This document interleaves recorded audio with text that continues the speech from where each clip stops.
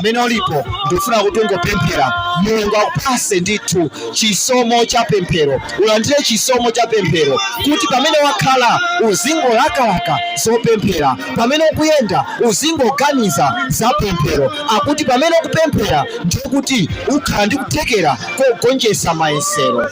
As Mkhristu uli ndi mayesero ochuluka, koma ukagonjetsa ngati uli mayi wa pemphero, uli mbambo wa pemphero, uli nyamata nsikana wa pemphero. Ambuye akupase chisomo cha pemphero usiku uno, ndipo suchoka chimozimozi. Chisomo cha pemphero chimalo omwe ano Mulungu akupasa, ukakhala ndi njala ya pemphero, pomwe uzikakhala uzikangolingalira zopemphera.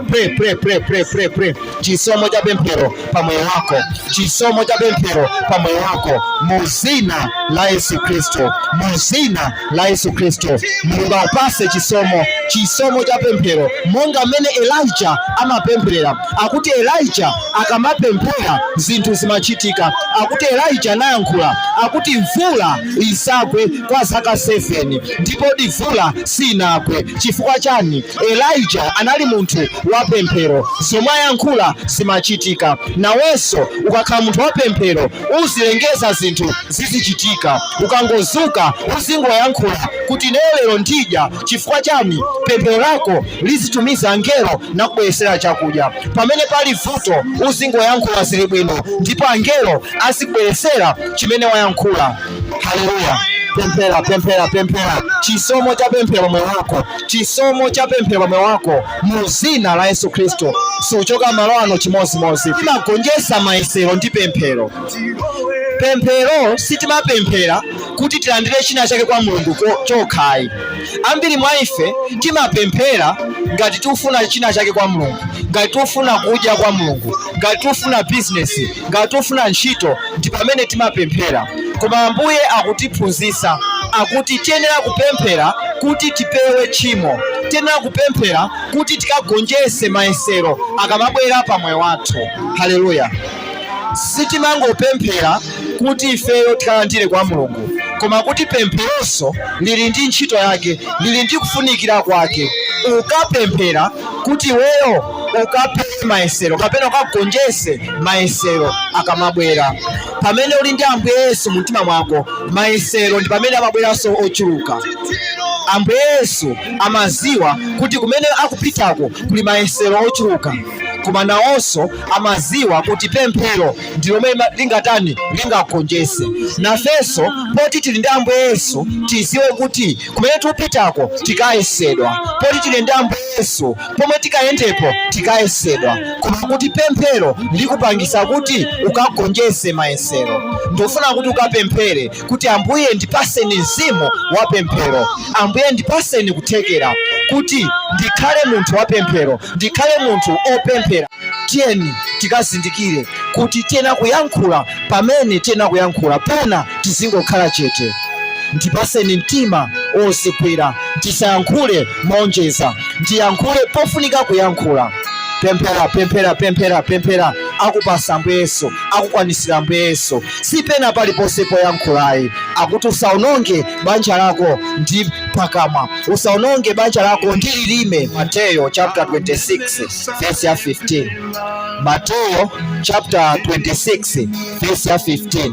Akuti Judas, anthu amene amafuna Ambuye Yesu, anakumana naye, ndipo iyeyo anafunsafunso, akuti kodi mundipasa chani ine kuti ndapereka Ambuye Yesu? Ndamva kuti mufuna Ambuye Yesu, mufuna mwagwira Ambuye Yesu, ineyo ndakonzeka ndikupasana Ambuye Yesu. Komano funso nali, kodi mundipasa chani ndikapereka Ambuye Yesu kwa inu? Anthu aja sanayankhenso yayi, anangogwiragwira matupa mwawo nayamba kuwerenga masiliva. Akuti anakwana ngati 30 nampasa Judas. Akuti Judas pompo anayamba kuganiza zoti apeze njira yowaperekera Ambuye Yesu. Atalandira 30 pieces of silver. nawenso Satana amakufunsa siku ndi siku, iweyo walandira Ambuye Yesu? Iweyo poti uli ndi njala ku nyumba ufuna ndalama, poti uli ndi njala ku nyumba ufuna ntchito, poti uli ndi njala ku nyumba ufuna ndithu zachuma. Akuti Satana amabwera akuti ndalama umafuna zija ndili nazo, business umafuna ija ndili nayo ndikupasa, koma pokhapokha ndikufuna moyo wako. I need your soul. Undipase Mzimu wa Mulungu ali mkati mwako.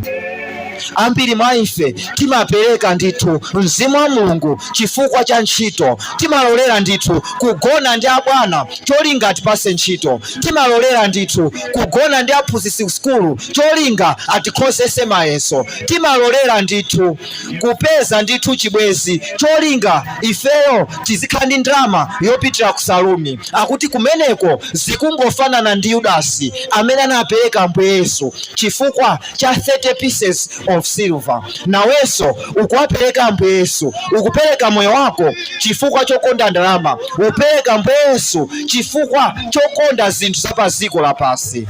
Ambiri timaona ngati kuti ndi Yudasi yekha amene anapereka Ambuye Yesu. Nawenso umapereka Ambuye Yesu siku ndi siku pamene umakana kuchita mawu, umagulisa Ambuye Yesu mu mtima mwako pamene ukukana kuchita mawu, pamene ukulolera kuchita mosemphana ndi mawu, ndiye kuti nawenso ukuwagulisa Ambuye Yesu. Monga mmene Yudasi msiku wa lero apereka Ambuye Yesu, nawenso wapereka nawo Ambuye Yesu chifukwa cha tchimo lako, wapereka nawo Ambuye Yesu chifukwa cha machitidwe yako okonda zapaziko, kulolera ndithu kuiwala ndithu chikhristu chako chifukwa chofuna ntchito, kuiwala chikhristu chako chifukwa chofuna ndalama. Nawenso wapereka Ambuye Yesu. Ndi nthawi yoti nawenso ukapemphere kuti Ambuye mundikhululukire, ndimvereni chisoni, nanenso ndakupereka nawo, inenso ndakugulisani.